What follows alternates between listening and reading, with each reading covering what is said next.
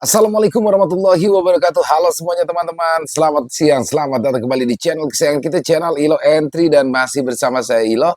Dimanapun teman-teman berada, semoga teman-teman selalu dalam keadaan sehat walafiat tanpa kekurangan satu apapun. Amin, amin ya robbal alamin. Pada kesempatan yang baik ini kami masih akan membawakan kisah Keraton Merapi, dan di part 9 ini masih di ini ya, Rio dan Krepa, petualangan mereka di Kerajaan Gaib Wentira. Makin seru aja teman-teman. Terima kasih kepada Sinta Diary ya atas izinnya untuk kami bisa membawakan kisah yang luar biasa ini, dan buat teman-teman mungkin yang suka membaca, silakan bisa mengunjungi karya karsa daripada Sinta Diary. Kisahnya keren-keren banget teman-teman. Tapi sebelum kita masuk ke dalam kisahnya, buat teman-teman mungkin yang belum subscribe, bisa diklik dulu tombol subscribe, jangan lupa lonceng notifikasinya dinyalakan agar teman-teman selalu mendapatkan notifikasi dari konten-konten yang akan kami upload di setiap harinya. Dan untuk channel Ilo Entry ini kami upload setiap siang teman-teman ya, setiap jam 12 siang waktu Indonesia bagian Barat. Dan wow, nggak pakai berlama-lama lagi ya, pasti udah nggak sabaran buat teman-teman masuk ke dalam kisahnya. Langsung saja kita masuk ke dalam kisahnya. Dari halaman belakang rumah Bang Ilo, kita menuju ke Kerajaan Gaib Wentira.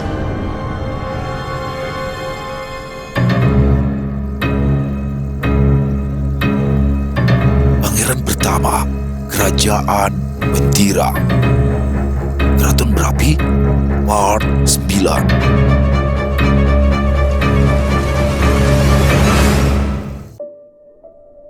Keputusan Arkan untuk mundur memang tepat, tetapi semuanya sudah terlambat. Rio dengan mudah menaklukkan kerajaan Arkan. Rio sengaja tidak menduduki kerajaan Arkan. Dia hanya mengobrak-ngabrik dan memusnahkan semua penghuni kerajaan Arkan. Dan kini pangeran ketiga tidak memiliki tempat untuk berlindung kecuali pergi di kerajaan Rodak. Sial! Teriak Arkan. Dia jelas sangat marah. Seharusnya mudah untuk membuat pangeran ketiga tidak lolos dalam perebutan putra mahkota setiap kerajaan yang dikuasai oleh musuh.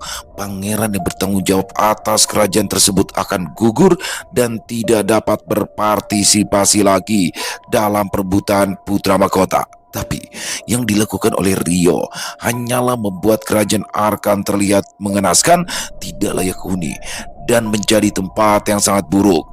Meskipun mereka pergi ke kerajaan Rodak, tentu saja hal yang sama akan terjadi seperti kerajaan Arkan. Dan ketika semuanya sibuk dengan urusannya masing-masing, diam-diam pangeran pertama mulai bertindak, dan sasaran pertama mereka adalah di tempat yang tidak begitu jauh dari kerajaan Asoka. Berkumpul pasukan dalam jumlah yang banyak. Mereka mengamati dengan seksama, memastikan bahwa kerajaan yang mereka tuju memang benar. Pangeran, tidak salah lagi. Di depan adalah kerajaan Asoka, ucap salah satu prajurit. Seperti yang aku harapkan, ini tidaklah mudah, balas Argus sang pangeran pertama. Ayolah kak, jangan mempersulit saudara ke-10 secepat ini. Kita hanya menindasnya jika kita menyerang sekarang kak, ucap Lukas pangeran kedua. Kerajaan Asuka bukanlah tujuanku.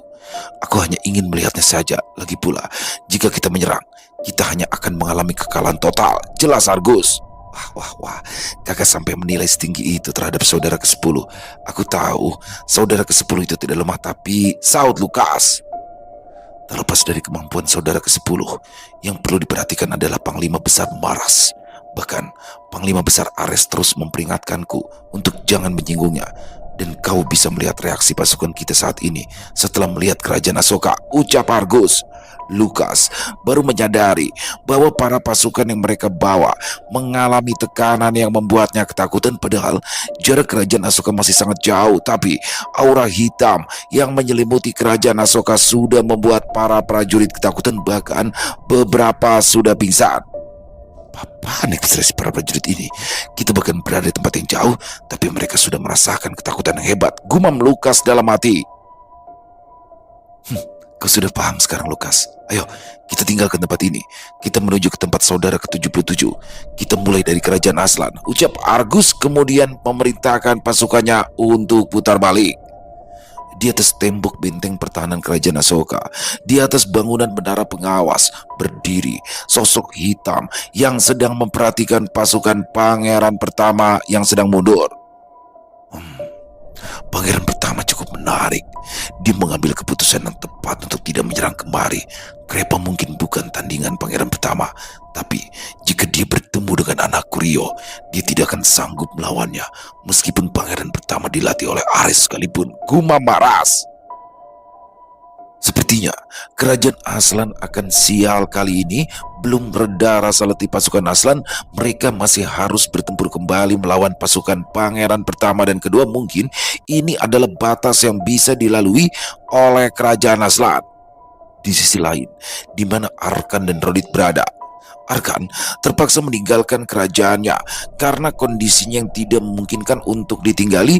Mereka menuju ke kerajaan Rhodak milik Rodit, meskipun mereka tidak yakin bahwa kerajaan Rhodak masih bertahan. Sial, sial, awas saja mereka berdua. Saat kita siap, aku akan balas penghinaan ini dengan kematian yang paling menyakitkan, ucap Arkan marah. Setidaknya pasukan kita masih utuh, Kak. Kita bisa buat perhitungan dengan mereka setelah kita mempersiapkan dengan matang, saut Rodit. Tidak lama kemudian, mereka pun sampai di wilayah kerajaan Rhodak. Tidak ada tanda-tanda pertarungan di sana yang menandakan bahwa kerajaan Rhodak masih bertahan dengan sempurna. Terlihat juga beberapa prajurit yang berjaga di atas benteng dengan pakaian perang ciri khas kerajaan Rhodak. Kerajaanku masih aman, ucap Rodit senang. Mereka mendekati gerbang kerajaan Rhodak, tetapi gerbang masih tertutup rapat. Hei, buka gerbangnya, apa kalian buta? Teriak Rodit. Semuanya bersiap, serang, perintah jenderal kerajaan Rhodak. Ribuan anak panah melesat dan menghujani pasukan Arkan dan Rodit. Mereka bingung apa yang sebenarnya terjadi. Hei, apa yang kau lakukan? Teriak Rodit.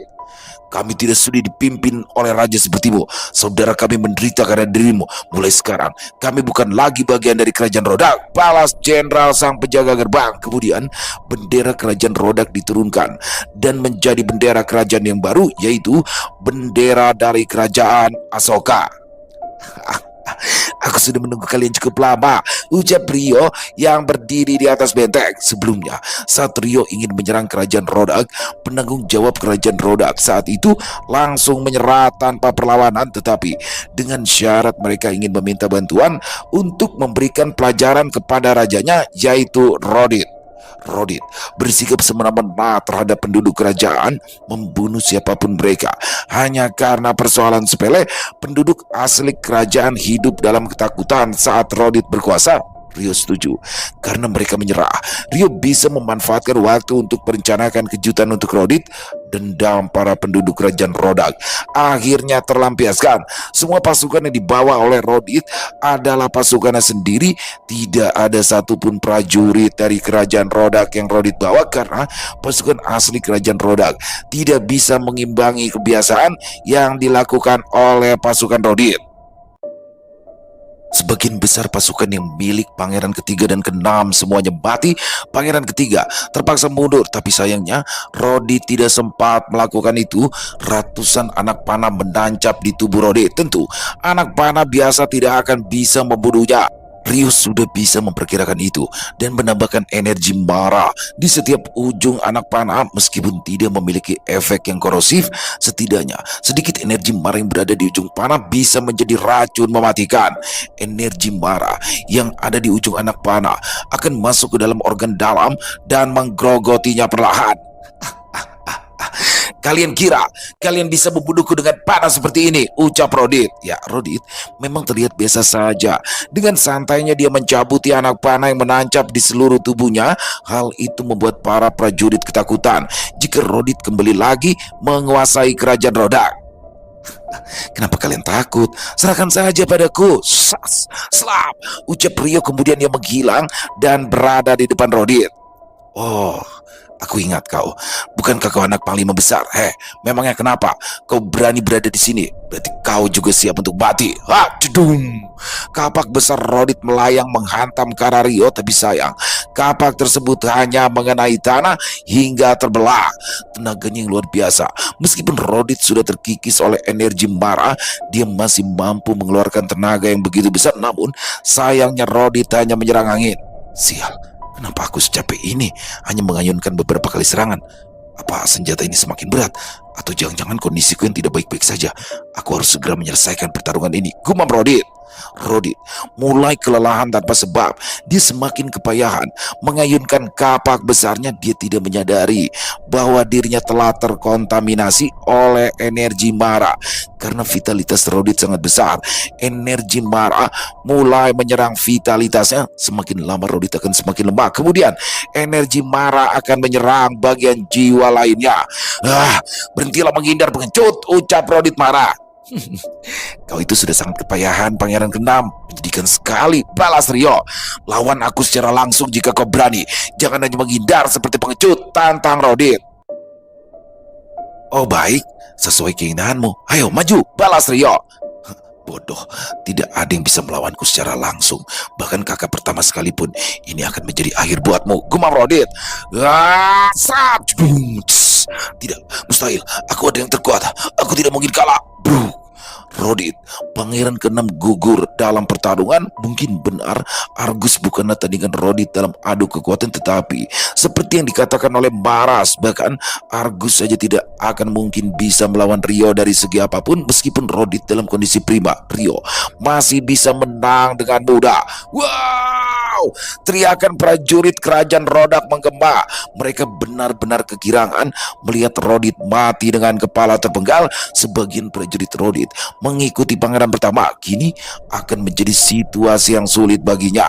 Sial, aku tidak menyangka saudara keenam akan mati.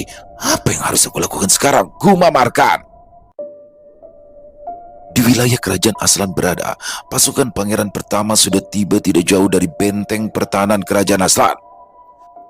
Hei, saudara ke-77, keluarlah, ucap Lukas. Beberapa saat kemudian, Asla keluar menemui pangeran pertama dan kedua.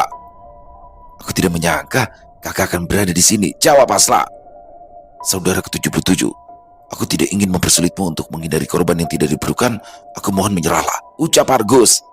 Saudara pertama, aku memang sudah menyerah, jawab Asla. Bagus, bagus saudara ke-77. Ayo ikut kami untuk menuju ke wilayah saudara ketiga dan keenam, saud Lukas. Maaf kakak, tapi aku sudah menyerah kepada kakak ke-10, jelas Asla. Lukas terkejut. Apa benar yang kau katakan itu saudara ke-77? Argus meyakinkan.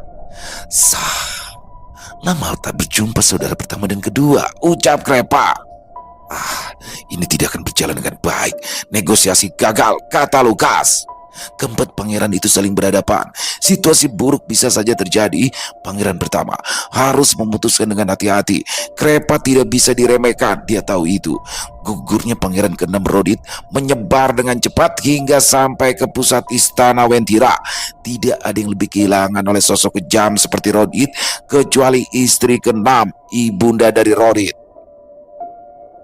Istri keenam akhirnya memilih untuk bunuh diri karena dia tahu konsekuensinya. Bukan karena dipindahkan dari istana raja, tapi karena selama ini banyak yang sudah diperlakukan dengan kejam oleh Rodit. Tanpa adanya Rodit, pasti istri keenam yang akan menjadi lampiasan amarah mereka yang pernah dipersulit dan diperlakukan kejam oleh Rodit. Raja Wentira tidak bisa membantu untuk urusan pribadi. Raja tidak ingin mengurusi masalah yang telah diperbuat oleh kelakuannya sendiri. Di lokasi wilayah kerajaan Aslan berada, keempat pangeran saling berhadapan. Meskipun masing-masing dari mereka tidak ingin saling bertarung, tapi saat itu situasi di mana mereka harus bertarung untuk mendapatkan posisi putra mahkota. Saat itu mereka juga belum mengetahui kabar tentang kematian Rodit karena situasi di sana sangat sulit untuk mendapatkan informasi. Sepertinya kalian baru saja mendapatkan serangan yang cukup brutal. Aku tahu kondisi kalian masih belum stabil. Bagaimana jika kalian menyerah? Ucap Argus. Apa yang kakak pertama katakan? Kami memang baru saja mendapatkan serangan, tapi ya bukan berarti kami melemah, balas Asla. Baiklah, jika kalian enggan untuk menyerah, maka tidak ada pilihan lain bagiku. Lukas, ayo pergi dari sini. Kita menuju ke tempat yang lain, kata Argus. Tanpa diduga, Argus memilih untuk pergi, padahal Krepa dan Asla sudah mempersiapkan semuanya. Ya, pangeran pertama sungguh sulit untuk ditebak. Kakak, sudah jelas bahwa saudara ke-77 hanya menggertak. Ini adalah momen yang bagus untuk menyerang mereka, ucap Lukas. Aku tahu, aku hanya tidak ingin melawan mereka dalam kondisi lemah, jawab Argus. Dalam peperangan Bahkan tidak peduli musuh dalam keadaan siap atau tidak, prima atau sedang melemah. Perang adalah untuk mencapai kemenangan mau apapun caranya. Ya, begitulah kakak.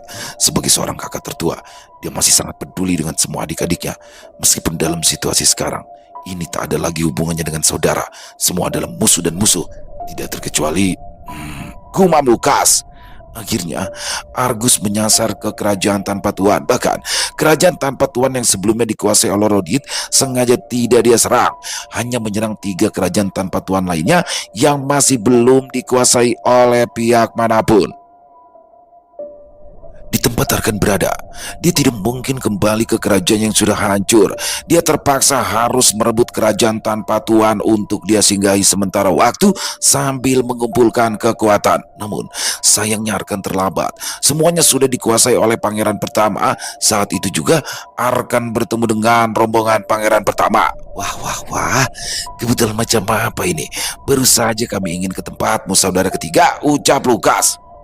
Kenapa kalian ada di sini? Jawab Arkan. Bukankah sudah jelas kemana saudara keenam? Kalian biasanya selalu bersama. Apa kalian bermusuhan sekarang? Hahaha, ucap Lukas. Rodit sudah mati. Jawab Arkan. Apa? Ucap kedua pangeran itu kaget. Apa maksud saudara ketiga? Bagaimana mungkin saudara keenam mati? Siapa yang mampu menandinginya? Tanya Argus. Dia dikhianati oleh bawahannya sendiri, bekerja sama dengan kerajaan Asoka. Kami dijebak hingga masuk dalam jangkauan serangan mereka. Aku berhasil kabur, tapi tidak dengannya. Jelas Arkan. Hei, katakan, siapa orang yang mampu membunuh saudara keenam? Meskipun dia terluka parah, jenderal biasa tidak akan bisa membunuhnya, saut Lukas. Apa kalian masih ingat? Seseorang yang naik arena saat pemilihan Panglima Besar, ucap Arkan. Maksudmu, anak Panglima Besar Maras? Kata Lukas kaget. Jika orang itu ikut campur, sudah jelas jika saudara keenam kalah. Sekarang lebih baik kau menyerah, saudara ketiga. Tidak akan ada kesempatan bagimu untuk menang melawanku ataupun saudara ke-10, ucap Argus. Benar, kakak pertama tidak ingin saling membunuh antar saudara. Lebih baik kau menyerah, saudara ketiga, saut Lukas. Arkan berpikir sejenak. Dia tidak ingin menyerah kepada pangeran pertama, tapi situasinya saat itu memang tidak memungkinkan baginya untuk memenangkan perebutan putra mahkota. Aku, Arkan, tidak akan pernah menyerah pada siapapun. Tapi jika bekerja sama sementara waktu untuk membunuh mereka, maka aku bersedia, ucap Arkan. Aku tidak memiliki niat seperti itu. Kalian semua adalah saudaraku. Aku tidak ingin saling bunuh hanya karena tradisi gila ini. Jelas Argus. Terserah. Jika begitu aku akan bertindak sendiri. Aku tidak peduli dengan putra mahkota. Aku akan membunuh mereka dengan tanganku sendiri, kata Arkan, kemudian meninggalkan Argus dan Lukas. Saudara ketiga itu selalu diliputi dendam. Jangankan kepada saudara yang lain, sepertinya sama kakak dia juga masih memiliki dendam, ucap Lukas. Aku tidak tahu jalan pikirannya seperti apa, tapi jika dia tetap keras kepala, maka dia akan mati di tempat ini, sahut Argus.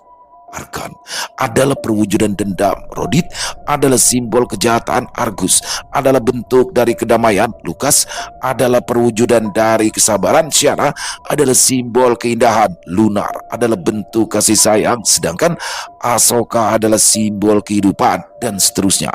Dari ke-10 anak tertua Raja Wentira, semuanya melambangkan emosi dan sifat alam. Di tempat yang jauh di mana Syana dan Lunar berada, mereka berdua bertekad untuk terjun di medan perang untuk mendukung Krepa, karena Syana memiliki penglihatan masa depan yang cukup akurat. Dalam penglihatan Syana, Krepa dalam masalah besar. Saudara pertama, kedua dan ketiga bekerja sama untuk menaklukkan Krepa. Syana, apakah kau serius ingin pergi? Ucap Lunar yang duduk di atas serigala. Aku sudah memutuskan. Aku akan membantu saudara ke-10. Kau tidak perlu ikut, Lunar, syaut Syana. Bagaimana mungkin aku tidak ikut, Kak? Tenang saja, Lunar tidak akan merepotkan kakak, kata Lunar genit. Jika begitu kau harus mematuhi perintahku. Jangan bertindak seenaknya, ucap Syana. Lunar selalu menjadi anak baik, Kak. Bukankah begitu, Rok? Saut Lunar sambil mengelus serigala besarnya. Lunar berbeda dengan Syana yang identik memiliki kemampuan tempur seperti bibinya, Panglima Besar Dewi Yin. Lunar sama sekali tidak memiliki keahlian dalam pertarungan, tetapi Lunar memiliki kemampuan penyembuhan yang luar biasa. Bahkan dia bisa menghidupkan makhluk yang mati selama jiwa makhluk tersebut tidak melebur. Dan pastinya, tidak hanya Shyana dan Lunar saja yang pergi ke arena pertempuran, kabar kematian Rodit membuat para pendukung mereka berdatangan. Bahkan, para pendukung Rodit mulai beralih ke pangeran ketiga untuk melakukan aksi balas dendamnya. Meskipun Krepa telah memiliki banyak pendukung, tapi Krepa masihlah baru. Jika dibandingkan dengan pangeran lainnya yang memiliki pendukung selama bertahun-tahun, sudah pasti tidak bisa dihitung dengan jari berapa orang pendukung yang benar-benar setia dibandingkan pendukung Krepa yang masih baru. Setelah Rio menyelesaikan tugasnya di kerajaan Rodag, Rio kembali ke kerajaan utama Asoka. Krepa dan Alsa juga kembali ke kerajaan Asoka. Mereka harus tetap bersatu. Seluruh prajurit dan penduduk Aslan juga turut dibawa ke kerajaan Asoka. Setelah kematian Rodit, situasi kembali aman. Tidak diketahui lagi bagaimana situasi pangeran ketiga saat ini. Yang jelas, dia tidak akan menyerah. Pangeran pertama juga mulai bingung bagaimana dia harus bertindak tanpa adanya korban jiwa. Situasi tenang untuk sementara waktu. Setelah beberapa lama berlalu, seluruh pendukung para pangeran tiba. Kini, pangeran ketiga memiliki dukungan yang tidak main-main. Selain jumlah yang luar biasa, salah satu panglima besar Algo bersedia menjadi pendukung pangeran ketiga. Peraturan pun tetap sama. Para panglima besar tidak diperbolehkan untuk terjun di area pertarungan. Kini, bisa dikatakan hanya ada 3 kubu yang saling bermusuhan. Jika menganggap pangeran ketiga adalah yang terlemah, maka itu salah besar. Karena beberapa pangeran yang tidak ikut berpartisipasi dalam arena pertandingan tiba-tiba saja muncul dan mendukung pangeran ketiga. Setidaknya ada 3 pangeran saat itu yang menjadi pendukungnya. Dengan kata lain, pangeran ketiga adalah kubu yang paling kuat di antara kedua kubu lainnya, Krepa maupun Argus. Sudah berlalu berapa lama sejak kematian saudara keenam? Ini saatnya kita balas perbuatan mereka berkali-kali lipat, ucap Arkan. Aku siap saudara ketiga. Aku juga siap kakak. Ayo kita bantai mereka, ucap ketiga pangeran. Kini Arkan sudah siap, jangankan untuk melawan Krepa, bahkan pangeran pertama sekalipun akan berpikir 2 kali untuk melawan pangeran ketiga. Saat ini Argus tidak bisa memegang kendali lagi. Kali ini mungkin akan benar-benar terjadi perang besar yang tidak akan bisa dihindari lagi. Ayo kita berangkat. Hurrah! Ribuan pasukan telah dipersiapkan. Pangeran ketiga akhirnya bergerak. Di suatu tempat yang tenang dan sunyi, tiba-tiba menjadi berguncang dan berdebu. Ribuan prajurit melangkah, membuat wilayah tersebut bergetar dengan langkah mereka. Debu berterbangan, bagaikan kabut yang sengaja menutupi keberadaan mereka.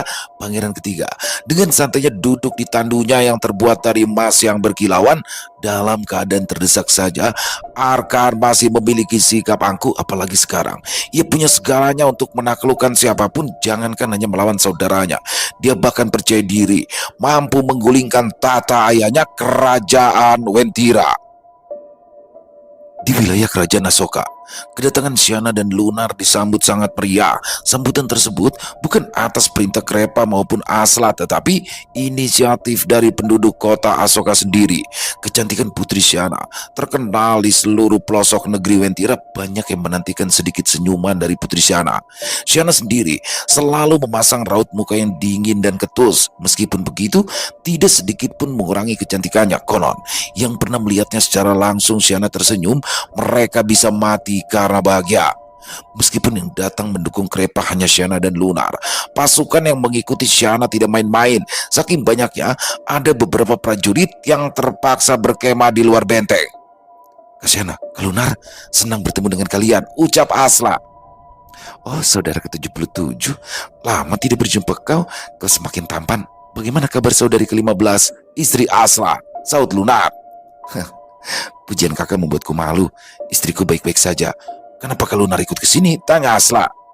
Jadi aku tidak boleh ke sini, jawab Lunar. Oh, bukan begitu. Di sini cukup berbahaya untuk kakak, jelas Asla. Kak Shyana akan selalu melindungiku. Apa kau menganggap aku akan menjadi beban di sini? Ucap Lunar jengkel. Bukan seperti itu Kak Lunar. Aku hanya khawatir terjadi sesuatu padamu, tutur Asla. Benarkah? Sini kakak berikan pelukan hangat, kata Lunar kemudian menarik Asla. Kakak, tunggu. Kepala Asla mendarat di dada Lunar. Seketika, Asla memerah karena malu dilihat begitu banyak orang yang ada di dalam istana. Untung saja istriku tidak ada di sini. Dada Kak Lunar terasa lembut meskipun kecil. Aduh, bodoh, apa yang aku pikirkan? Gumam Asla. Hentikan tindakan memalukan itu, Lunar, ucap Syana. Sah, apa yang membuat kalian kesini? Ucap Krepa. Janger, jangan bilang seperti itu kepada saudarimu. Mereka kesini karena mereka mengkhawatirkanmu, kata Gulan yang tiba-tiba saja hadir di antara mereka. Salam ibu, ucap Syana dan Lunar.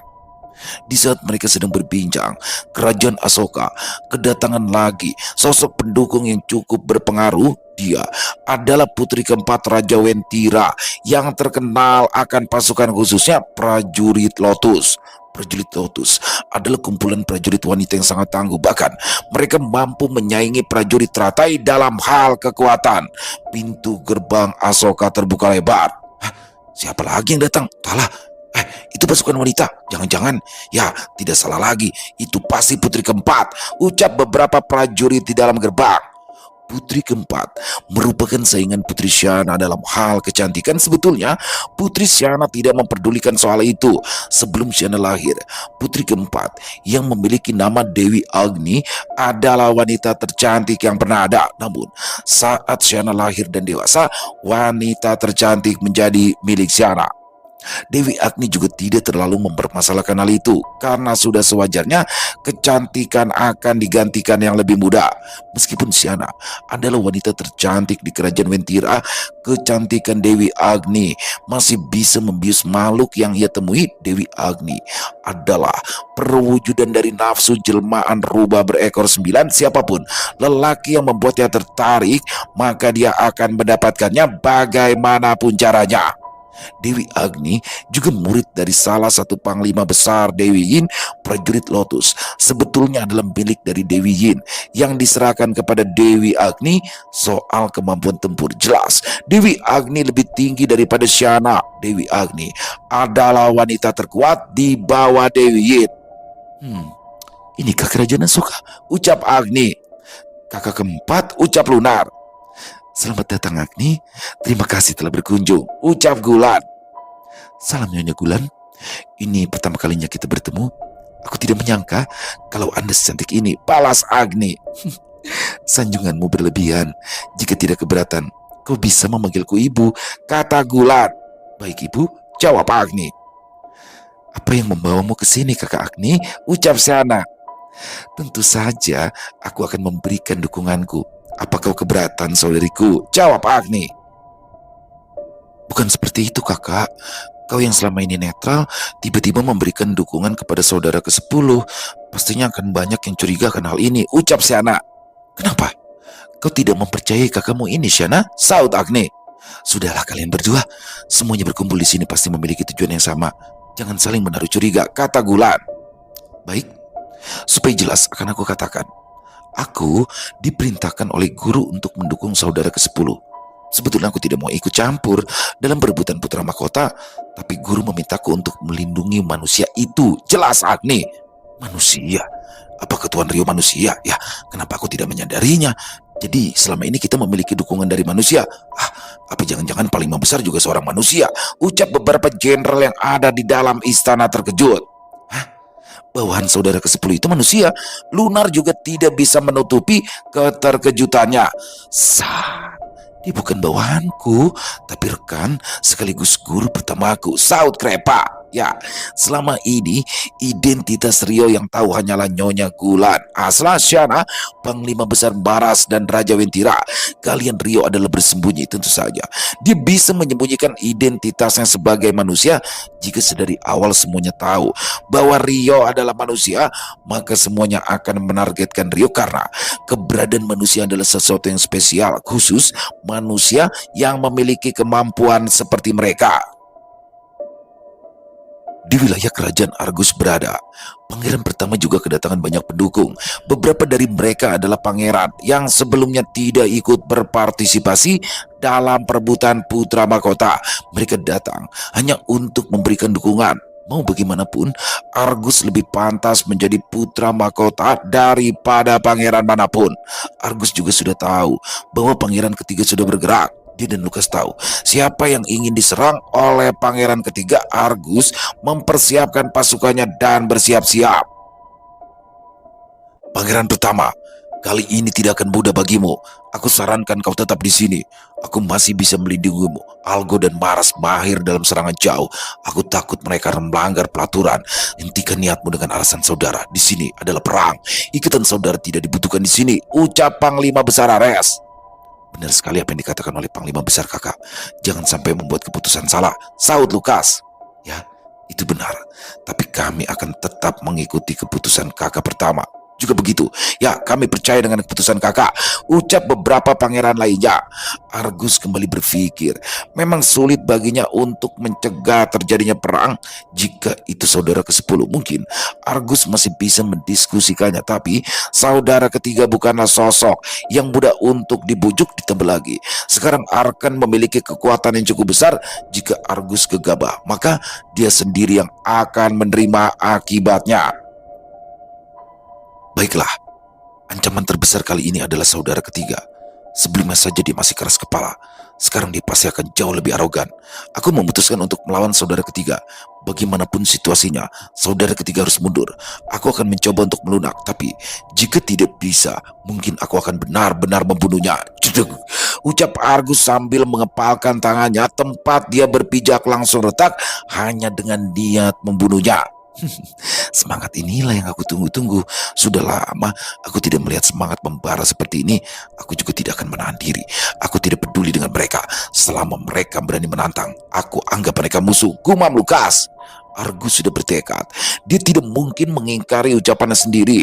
Mengenal sikap pangeran ketiga, dia pasti akan menyerang wilayah pangeran pertama. Arkan tahu jika dia melawan Krepa, pangeran pertama akan ikut campur untuk mencegah terjadinya pertumpahan darah sebelum pangeran pertama bekerja sama dengan kerajaan Asoka. Maka pangeran ketiga sudah berniat untuk menghabisi pangeran pertama terlebih dahulu. Diketahui kemampuan pangeran ketiga seimbang dengan pangeran pertama. Hanya saja stamina pangeran pertama lebih tinggi dibandingkan pangeran ketiga. Tapi pangeran ketiga Arkan sangat cerdik dan licik. Argus akan kalah jika ia masih memikirkan ikatan persaudaraan.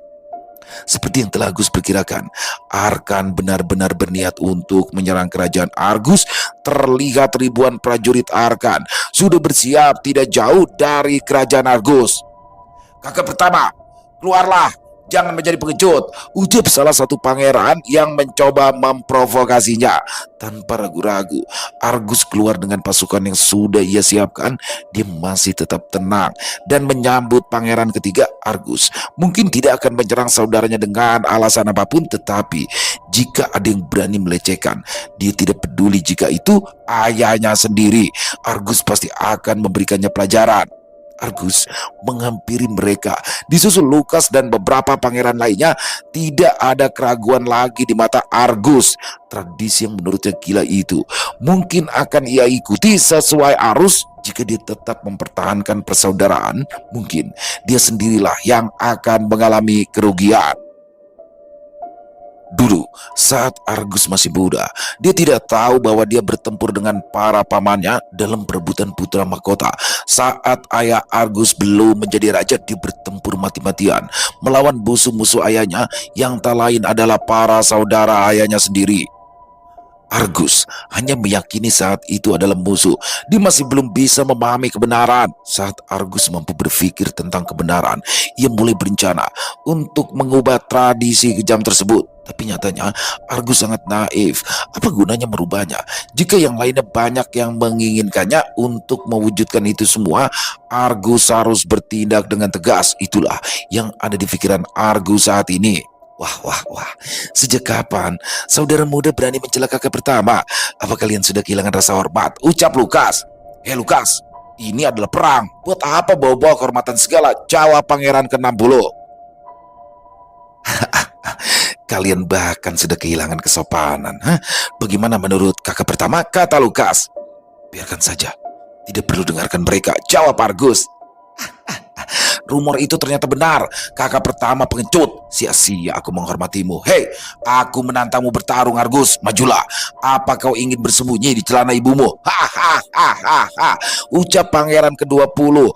Pangeran bertubuh besar satu-satunya.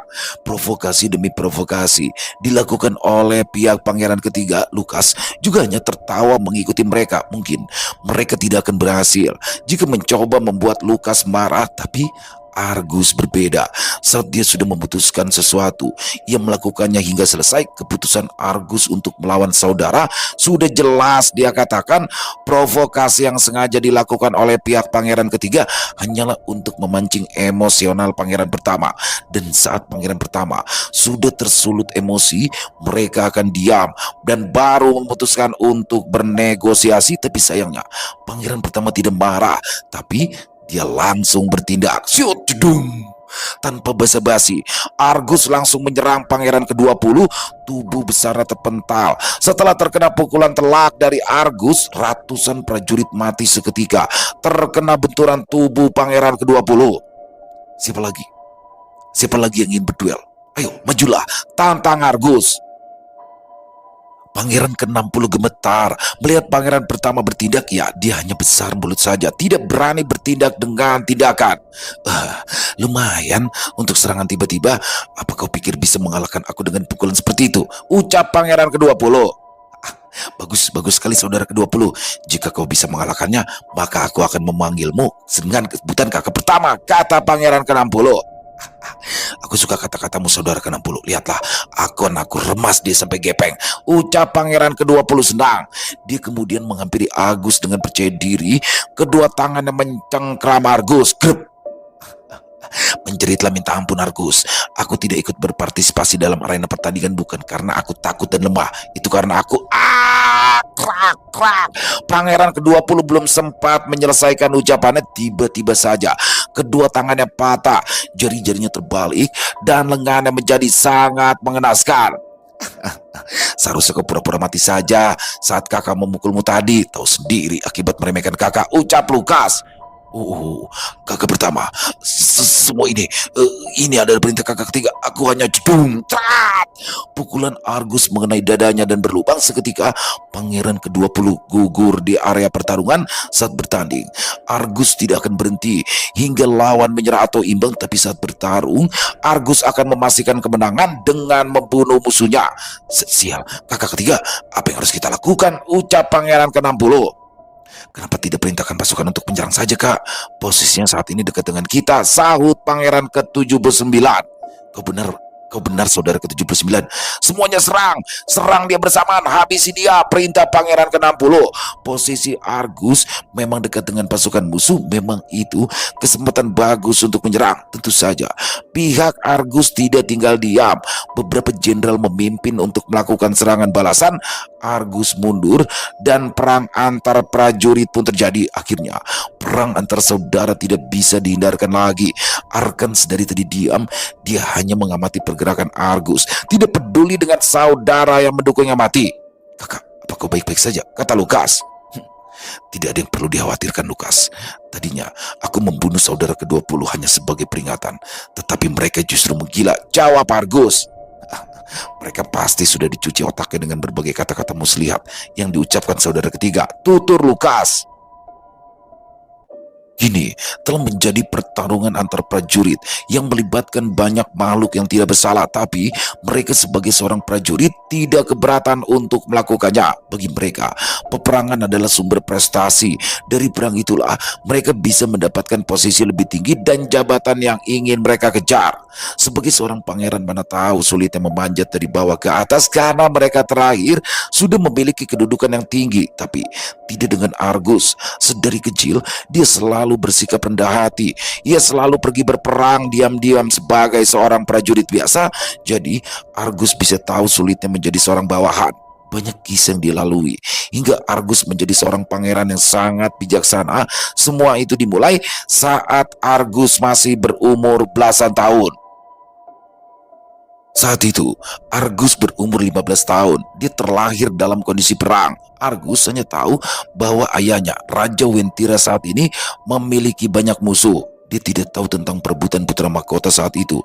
Ayahnya hanya berkata, semua musuhnya ingin merebut kerajaannya saat itu, namanya adalah Kerajaan Alodaya. Nah, jika kau ingin mengetahui tentang dunia ini, cobalah ikut berperang.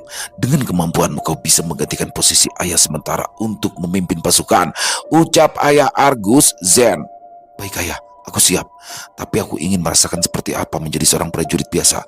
Aku ingin mencoba mendapatkan prestasiku sendiri tanpa dukungan dari ayah, jawab Argus. Kau sangat menarik anakku. Tapi ingatlah, yang akan kau lalui tidak mudah. Aku ingin melihat seberapa lama kau bertahan. Lakukan apa yang kau mau anakku, balas Zen. Argus kemudian pergi dari istana tanpa membawa sumber daya. Argus pergi ke kota terdekat untuk mendaftar sebagai prajurit. Apa? Kau mau menjadi prajurit? Lihatlah tubuh kurusmu itu, kau hanya akan mati sia-sia, ucap salah satu instruktur prajurit. Tolong izinkan saya menjadi prajurit, Argus memohon. Apa kau tidak lihat? Aku itu hanya merekrut prajurit kuat saja. Cari instruktur yang lain, katanya. Argus tidak punya pilihan selain mencari instruktur lainnya, tapi beberapa instruktur prajurit menolak karena tubuh Argus yang tidak sesuai diharapkan oleh beberapa instruktur. Sebetulnya Argus tidak kurus, tubuhnya cukup atletis, hanya saja dia terlihat kecil dibandingkan prajurit lainnya yang memiliki tubuh yang kekar. Kau, tunggu. Apa kau ingin masuk sebagai prajurit Alodaya? Ucap seseorang menepuknya dari belakang. Iya. Apa kau instruktur prajurit? Tanya Argus. Bukan, aku hanya prajurit biasa. Tapi aku bisa memperkenalkanmu pada instrukturku, kata prajurit tersebut. Kemudian mereka mengunjungi instruktur yang dimaksud. Ada beberapa prajurit di sana, tetapi terlihat tidak meyakinkan. Semuanya terlihat menyedihkan. Ada yang tua, anak-anak, bahkan perempuan. Instruktur, aku mendapatkan anggota lagi, ucap prajurit tersebut yang bernama Sani. Oh, bagus Sani, kemarilah. Siapa namamu? Ucap Eksa, instruktur prajurit. Namaku Argus, instruktur, jawab Argus. Bagus, sekarang kau adalah bagian dari kelompok kami. Perkenalkan, mereka adalah aku Biu, aku Rohe, Yokai, aku Sani. Ya, salam kenal semuanya, ucap Argus. Nah, sekarang kita sudah genap 6 orang dan bisa masuk menjadi prajurit regu. Kita hanyalah semi prajurit, jadi kita masih belum bisa mendapatkan sumber daya. Perang pertama kita nanti akan menentukan apakah kita bisa masuk ke dalam prajurit mana. Usahakan jangan mati di pertempuran pertama. Siap, jawab semuanya. Prajurit regu hanyalah prajurit sementara. Prajurit ini biasanya akan berada di garis paling depan sebagai tumbal. Sangat jarang prajurit regu bisa bertahan di pertempuran pertama mereka. Rata-rata mereka akan mati. Saat itu, Kerajaan Alodaya sedang dalam situasi perang. Kerajaan Alodaya berperang melawan Kerajaan Buba. Prajurit regu yang terkumpul saat itu berjumlah sekitar 500 orang atau kurang lebih 50 regu. Satu prajurit regu berisi 5 orang dan 1 instruktur. Saat itu, mereka masuk dalam barisan prajurit Jenderal Oka. Jenderal yang terkenal brutal dan nekat saat mengambil keputusan. Sangat jarang bawahannya kembali hidup-hidup dan hanya Jenderal Oka saja yang menerima prajurit regu. Ingatlah untuk saling bersama. Jangan sampai terpisah satu sama lain. Jika situasi memburuk, pura-puralah untuk mati. Aku berhasil selamat beberapa kali karena itu, ucap Eksa. Prajurit regu, maju. Perintah komandan prajurit, 500 prajurit regu maju. Disusul oleh prajurit utama. Bentrokan kedua pasukan terjadi karena prajurit regu tidak memiliki perlengkapan yang memadai. Mereka dengan mudah dikalahkan. Hampir semua prajurit regu binasa. Yang lainnya kocar-kacir dan membuat musuh mudah membantai mereka. Tetapi ada beberapa prajurit regu yang bertahan. Mereka bahkan mampu membunuh hampir 50 prajurit musuh. Mereka adalah Sani, Biu, Argus, dan Yokai, sedangkan Eksa dan Rohe berpura-pura mati. Aksi luar biasa mereka menjadi pusat perhatian di pihak kawan ataupun lawan. Namun sayangnya komandan musuh menghampiri mereka. Kali ini lawan mereka bukanlah lawan yang mudah. Aksi keempat prajurit regu membuat perhatian di kedua kubu lawan maupun kawan. Mereka tidak seperti prajurit biasa pada umumnya. Ada yang istimewa dari mereka berempat. Ya, mereka mampu bertarung dan saling melindungi. Dari 500 prajurit regu, sebagian besar telah mati, yang lainnya pura-pura mati seperti Eksa dan Rohe lakukan. Bodoh, Apa yang mereka lakukan? Kenapa tidak mendengarkan instruksiku? Kini mereka dalam bahaya. Apa yang harus aku lakukan? Gumam Eksa. Eksa adalah instruktur mereka. Dia bertanggung jawab atas mereka. Meskipun perang memang tidak bisa menjamin nyawa seseorang, tapi sebagai ketua regu, Eksa memiliki tanggung jawab. Dia mencoba tidak peduli, tetapi dia terus-menerus teringat rekan-rekannya dulu yang mati-matian melindunginya untuk tetap hidup. Padahal yang Eksa lakukan hanyalah bersembunyi dan berpura-pura mati. Kali ini Eksa tidak ingin rekan-rekannya mati lagi. Dia bangkit dan bergabung dengan yang lainnya. Apa yang saya lakukan? Gumam Rohe. Rohe juga ikut bangun dan bergabung dengan mereka. Instruktur Eksa, apa kau baik-baik saja? Kau juga Rohe? Kata Sani. Aku baik-baik saja. Kenapa kalian tidak mendengarkan instruksiku sebelumnya? Ucap Eksa. Aku tidak tahu. Tiba-tiba saja aku semangat melihat Argus mengamuk membunuh musuh. Jawab Sani. Tadinya aku mau pura-pura mati, tapi Yokai bertarung sangat hebat. Meskipun dia wanita, jadi aku merasa menjadi pengecut jika harus pura-pura mati. Maaf ya, instruktur Eksa, kata Bio. Maaf instruktur, jika kami tidak mematuhi Anda, ucap Argus. Sudahlah, mungkin kali ini aku juga tidak akan sembunyi lagi. Jangan bicara lagi, situasi kita sangat buruk saat ini. Tetap bersama, tahan semampu kalian. Musuh yang mendekat sampai bantuan datang, kata Eksa. Rombongan prajurit musuh datang. Sekitar 10 prajurit berkendara kuda api mendekati mereka. Mereka adalah prajurit kuda api, salah satu pasukan terkuat dari kerajaan Buba.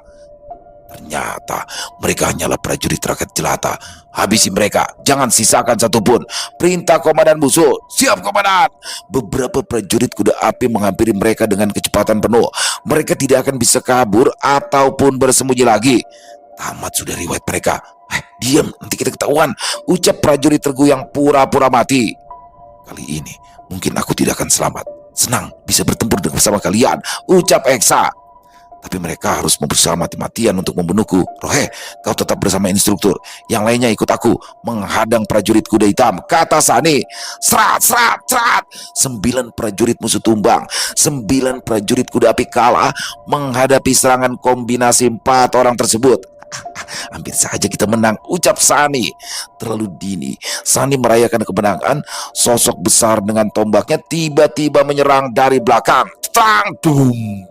Argus dengan sigap menangkis serangan. Sosok tersebut adalah komandan musuh. Kekuatannya sungguh luar biasa. Argus sampai terpental menangkis serangannya. Kalian cukup hebat sebagai prajurit rakyat jelata, tapi sayang, kalian adalah musuh. Keberuntungan kalian akan habis sampai di sini, ucap komandan musuh. Postur tubuh komandan musuh sangat besar. Sani dan Bius sampai gemetar hanya berdiri di hadapannya, terlebih Eksa dan Rohe. Mereka sampai terkulai lemas hanya melihat komandan musuh. Argus bangkit dan mengambil senjata yang masih layak untuk digunakan. Dia berani menantang komandan musuh. Oh, kau cukup kuat dan berani. Aku tidak ada waktu lama. Banggalah bisa mati di tanganku, ucap komandan musuh. Trang! Duel antara komandan musuh dan Argus terjadi sangat dahsyat. Mereka yang melihatnya tercengang mampu mengimbangi komandan musuh. Beberapa prajurit regu yang berpura-pura mati mulai bangun karena tergerak melihat pertarungan yang luar biasa tersebut. Komandan musuh terdorong mundur oleh serangan Argus. Sosok besar yang duduk di kuda api itu terdorong dan hampir membuatnya terjatuh dari kudanya. Oh, aku cukup terkejut. Kau mampu bertahan sampai sekarang, bahkan mampu melakukan serangan balik. Siapa namamu? Setidaknya akan sedikit kuingat sebelum membunuhmu, ucap komandan musuh. Perkenalkan, aku Argus. Aku juga tidak ingin membunuh musuh tanpa memiliki nama, jawab Argus. Baiklah, kau cukup layak untuk mengetahui namaku. Aku adalah Rogu, ucapnya. Dia Letnan Rogu.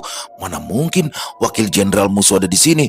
Tentu saja bodoh. Siapa lagi yang pantas menjadi komandan prajurit kuda api? Ucap beberapa prajurit regu. Sani dan Bius semakin gemetar. Mereka tidak menyangka di hadapan mereka adalah Letnan Rogu, salah satu wakil jenderal musuh. Letnan Rogu bukanlah komandan prajurit biasa. Dia adalah bawahan langsung sang jenderal. Tentu saja kemampuannya 10 kali lipat dari komandan prajurit biasa. Serangan Argus makin cepat dan berbobot. Rogu bahkan mulai serius hanya menghadapi prajurit rendahan. Sepertinya dia mulai kehabisan kesabaran dan merasa malu tidak bisa menghabiri prajurit seperti Argus. Sejak kapan sih Argus memiliki kemampuan sehebat itu? Gumam Sani. Entah, aku sama terkejutnya sepertimu, saut Biu. Instruktur Eksa, Argus sangat hebat, ucap Rohe. Tidak perlu dikatakan, tidak ada yang tahu sebelumnya jika Argus hebat ini, jawab Eksa. Serat, serat, serat, cas. Mungkin sudah saatnya bagiku untuk digantikan oleh generasi baru. Perjuanganku berakhir di sini. Namamu Argus bukan? Aku yakin suatu saat kau pasti akan melampaui pencapaianku. Kerajaan Mentira beruntung memiliki seseorang sepertimu. Bruk. Rogu, salah satu letnan wakil dari jenderal musuh, gugur di tangan Argus. Saat itu komandan sekutu hanya memperhatikan aksi Argus dari kejauhan. Saat Rogu mati, komandan prajurit sekutu menghampiri Argus. Kau sangat hebat, Rogu. Maaf, tapi aku berasal dari kerajaan Alodaya, bukan Wentira, ucap Argus. Hei, siapa namamu? Ucap Komandan Sosa. Saya Agus Komandan, jawab Argus.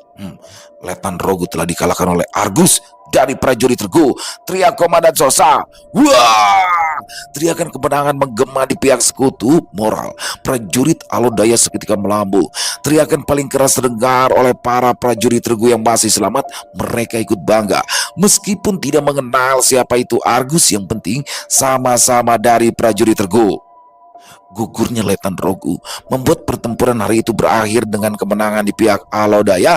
Jenderal Oka mendengar desas-desus seorang prajurit Regu yang membunuh puluhan prajurit musuh, bahkan ada yang membunuh letnan musuh itu. Itu adalah prestasi yang tidak pernah didapatkan oleh prajurit Regu.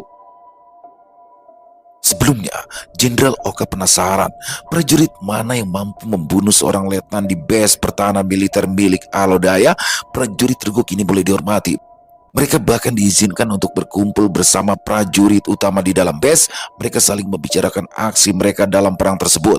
Para prajurit inti bahkan rela berbagi sumber daya dengan prajurit Regu. Saat itu adalah momen di mana prajurit Regu berada di atas angin. Di saat mereka sedang asik mengobrol, tiba-tiba saja Jenderal Oka mendatangi base mereka. Jenderal Oka di sini. Wah, apa yang membuatnya ke sini? Diam, ucap beberapa prajurit. Siapa yang bernama Argus? Kemarilah, panggil Jenderal Oka. Saya Jenderal, jawab Argus menghampiri. Cukup langka prajurit sepertimu bisa mendapatkan prestasi sebesar ini. Bahkan saat aku menjadi prajurit biasa, aku tidak mampu mendapatkan prestasi seperti itu, kata Jenderal Oka. Terima kasih pujiannya Jenderal, jawab Argus. Prestasimu saat ini bisa menjadikanmu sebagai seorang perwira, komandan prajurit. Tapi mengingat kau hanyalah prajurit Regu, pasti akan banyak yang tidak suka jika kau naik menjadi komandan prajurit. Jadi sementara ini aku hanya bisa memberikan posisi kepadamu sebagai komandan prajurit Regu. Mulai hari ini prajurit Regu akan mendapatkan sumber daya yang sama seperti prajurit utama. Terima kasih Jenderal, jawab Argus. Ya, teriakan semangat para prajurit Regu. Meskipun prajurit Regu masih memiliki status semi prajurit, tapi kini prajurit Regu mendapatkan bayaran yang setara dengan prajurit pada umumnya. Tapi hal itu sudah membuat mereka bahagia karena rata-rata prajurit Regu hanyalah para makhluk yang tidak memiliki pekerjaan atau penghasilan. Dari 500 orang prajurit Regu, hanya tersisa 200 orang prajurit yang tersisa. Total ada 25 instruktur dan diperkecil menjadi 20 instruktur. Satu orang instruktur memimpin 9 orang. Dari 20 instruktur tersebut, beberapa adalah orang yang menolak Argus sebelumnya. Seluruh instruktur maju ke depan, ucap Argus. Semuanya berbaris sesuai yang diperintahkan. Mulai sekarang prajurit Regu telah diakui oleh Jenderal. Kita juga telah mendapatkan sumber daya tetap. Mulai hari ini, mohon kerjasamanya. Siap, Komandan. Wah, Argus sangat luar biasa. Dia masih bisa bersikap tenang di hadapan ratusan orang. Aku tidak mungkin bisa seperti dirinya. Seumur hidup, aku hanya akan menjadi instruktur prajurit, gumam Eksa. Dan satu lagi, aku butuh seorang wakil. Aku sudah memikirkan sebelumnya. Silakan maju ke depan, ucap Argus memanggil sebuah nama. Kira-kira siapa yang akan menjadi wakil Argus? Prajurit Regu kini telah mendapatkan sumber daya tetap seperti prajurit umum lainnya. Dan pertama kalinya dalam sejarah prajurit Regu memiliki seorang komandan, yang artinya prajurit Regu bisa terus berkembang menjadi prajurit besar dalam pengarahannya. Argus merubah tatanan prajurit Regu yang tadinya hanya ada 6 orang setiap satu orang instruktur, kini menjadi 10 orang setiap satu instruktur. Karena menurut Argus, 6 orang tidak akan kuat untuk menjadi benteng di garis depan, setidaknya 10 orang untuk menjaga keseimbangan masing-masing kelompok. Satu lagi, aku butuh seorang wakil dan aku sudah memutuskannya.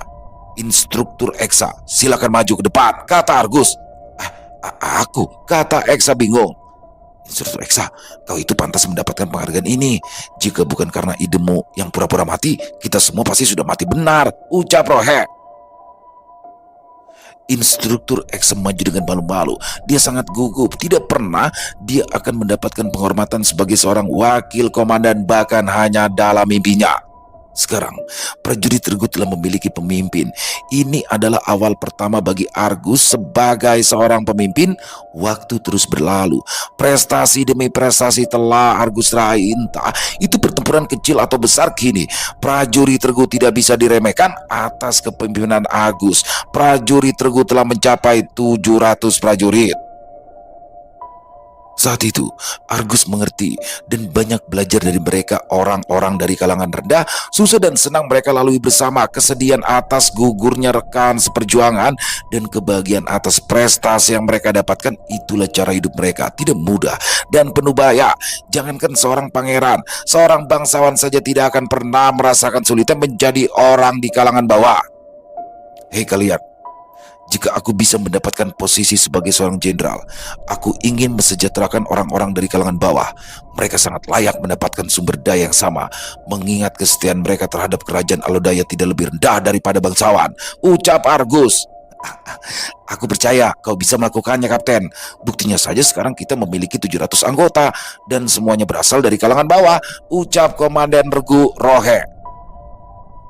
Aku akan selalu mendukungmu, Argus, saut Komandan Regu Biu. Biu, Argus itu sekarang seorang kapten, sopan sedikit dong, ucap Komandan Regu Sani. Sudahlah, tidak perlu bersikap formal, kita kan sudah saling kenal cukup lama, saut Argus. Tapi aku akan tetap memanggilmu sesuai jabatanmu, Kapten. Setidaknya bisa memberikan contoh untuk yang lain. Jelas, Sani. Kau dengar kan itu, Biu? Contohlah, Sani. Tak lama lagi pangkatmu pasti ketinggalan oleh Sani, kata wakil kapten kedua, Yokai. Aku tidak keberatan jika Sani di atasku, tapi kau itu monster sama seperti Kapten. Bagaimana kau bisa cepat sekali mendahului kami, protes Biu. Baiklah, ayo, mari akan aku ajari bagaimana caranya. Ayo, adu tanding beberapa ronde, kata Yokai sambil menyeret Biu. Tidak mau, Eksa. Argus, tolong aku, ucap Bio. Ya, di sekeliling Argus sudah seperti keluarga. Argus merasakan kehangatan tersebut yang tidak bisa ia rasakan oleh keluarganya sendiri. Meskipun dia makan seadanya, tidak seperti di istana, tapi dia sangat senang. Dalam struktur militer di kerajaan Alodaya, sama saja seperti lainnya, untuk menjadi seorang instruktur setidaknya memiliki 9 orang. Komandan Regu memimpin 100 orang. Jika memiliki 200 orang atau lebih, biasanya Komandan Regu memiliki wakil, sama seperti Argus yang awalnya memiliki 200 orang. Untuk mencapai posisi kapten setidaknya memiliki 500 orang atau lebih, dan untuk mendapatkan posisi komandan besar seperti Komandan Sosa setidaknya memiliki 1000 orang atau lebih, dan seterusnya. Letnan 5000 plus, jenderal 10.000 plus, jenderal besar. Saat ini, prajurit Regu sudah memiliki perlengkapan yang cukup memadai. Tidak lagi seperti dulu, bahkan prajurit Regu memiliki kemampuan di atas rata-rata prajurit biasa. Mereka sudah terbiasa hidup susah. Jadi, kerasnya menjadi seorang prajurit tidak masalah bagi mereka. Yang penting, mereka mendapatkan sumber daya yang cukup. Di saat mereka sedang bercengkrama, datang seorang utusan dari Jenderal Oka. Permisi, Kapten Argus. Atas perintah Jenderal Oka, seluruh prajurit Regu diminta untuk berkumpul di markas besar, kata prajurit tersebut. Baik, terima kasih infonya. Jika boleh tahu, ada apa kami dikumpulkan? Tanya Argus. Aku juga tidak tahu, Kapten. Tetapi tidak hanya prajurit Regu biasa, hampir keseluruhan prajurit dikumpulkan di sana. Sepertinya Yang Mulia sudah mulai bertindak, katanya. Baik, aku terima perintah ini, jawab Argus. Kemudian prajurit itu pergi. Apakah ayah akan bertindak? Tapi aku masih seorang perwira rendahan. Namun bagaimanapun caranya, aku harus bisa melindungi ayah, gumam Argus. Keesokan harinya, seluruh prajurit Alodaya dikumpulkan di markas besar selain untuk memberikan arahan. Saat itu juga acara untuk pelantikan perwira menengah dan penghargaan akan diselenggarakan dari berbagai kubu. Telah mendapatkan prestasi mereka dengan mengalahkan sisa-sisa musuh yang masih berada di wilayah Alodaya. Prajurit Regu juga tidak sedikit prestasi yang mereka dapatkan. Dengarkan. Dalam 7 hari ke depan kita akan menyerang kerajaan Buba. Tapi hari ini akan diumumkan penghargaan bagi mereka yang telah mendapatkan kontribusi besar dalam peperangan beberapa tahun ini. Selain penghargaan, juga akan mengangkat beberapa perwira baru atas prestasi mereka. Dan yang mulia sendirilah yang akan memberikan penghormatan tersebut, kata salah satu penasehat. Baiklah, nama berikut yang dipanggil silakan naik. Yuca dari prajurit Telang, Sion dari prajurit Emas, Gama dari prajurit Godam, Hebi dari prajurit Matis, BK dari prajurit Besi. Siap! Semuanya adalah anggota keluarga bangsawan. Seharusnya Argus yang mendapatkan penghargaan itu. Tapi kami hanyalah prajurit Regu, bisa berada di posisi saat ini saja sudah beruntung. Gumam Eksa. Baiklah, dari masing-masing kalian akan dinaikkan jabatan kalian menjadi perwira menengah dan menjadi komandan besar. 1.000 orang, 500 prajurit akan ditambahkan dalam pasukan kalian. Ucap penasehat. Tunggu, penasehat kerajaan. Aku memiliki usul. Apa boleh aku bicara? Ucap Jenderal Oka. Oh, apa yang ingin kau bicarakan, Jenderal? Tanya penasehat. Beberapa tahun lalu, bawahanku telah membunuh salah satu letnan musuh, merebut beberapa wilayah yang diduduki oleh musuh. Beberapa tahun terakhir ini, aku rasa prestasinya jauh lebih tinggi daripada mereka berlima. Jelas Jenderal Oka. Oh, benarkah? Siapa mereka? Ucap penasehat. Dia dari prajurit Regu. Jawab Jenderal Oka. Apa? Prajurit Regu? Bukankah itu prajurit jelata? Benar, itu hanya kumpulan orang-orang jelata. Apa yang dipikirkan oleh Jenderal Oka? Gumam beberapa prajurit.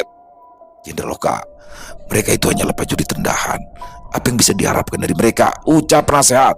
Tapi cukup Jenderal Oka, jangan mempermalukan kerajaan Alodaya. Potong penasehat. Ternyata seperti ini rasanya direndahkan. Hanya mereka yang memiliki sumber daya dan dukungan yang layak diakui. Gumam Argus. Jenderal Oka, ucap Zen penguasa Alodaya yang kemudian berdiri di depan penasehat kerajaan. Saya yang mulia, balas Jenderal Oka. Di mana prajurit Regu yang kau katakan? Kata Zen. Prajurit Regu berada di paling belakang.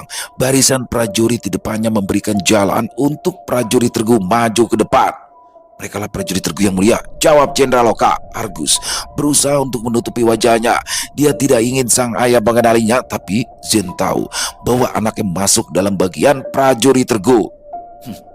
Kalian itu nampak seperti bandit daripada seorang prajurit. Ucap Zen. Hahaha.